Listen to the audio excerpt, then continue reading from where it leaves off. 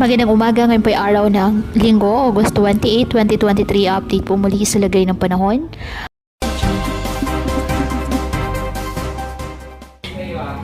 Lumakas pa at isa na pong ganap na super typhoon category ang bagyong Goreng. Ayon sa Pag-asa, taglay na ngayon ng bagyo, ang lakas ng hangin na aabot sa 185 km per hour at pugsong maabot na sa 230 km per hour. Mabagal ang pag-usad ng bagyo sa direksyong south-southwestward. Halos dikit na ngayon ang bagyo sa eastern portion ng Isabela, kaya ramdam na ngayon dito ang malakas na ulan at bugso ng hangin na dala po ng bagyo. Signal number 3 nakataas naman ngayon sa Isabela at signal number 2 naman sa the eastern portion of mainland Cagayan and the extreme northern portion of Aurora.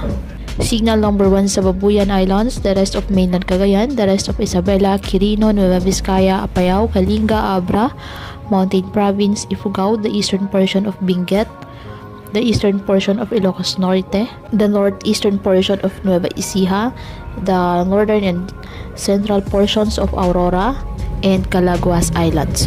Sa mga nabanggit na lugar, ayon sa Pag-asa, posibleng makaranas ng pagbugso ng hangin at malakas na pag-ulan, kaya pinapayuhan ang mga nasa mababang lugar na pansamantalang lumikas. Samantala, nakataas pa rin ang gale warning sa mga baybayin ng Cagayan kasama ang Babuyan Islands, Isabela, Batanes at Aurora dahil sa bagyo.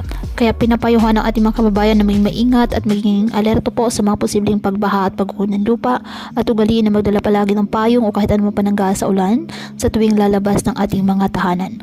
At yan po muna ang update sa lagay ng panahon ngayong araw. Muli patuloy po tayo na mag-ingat at palaging tandaan, God loves you. Stay safe and God bless.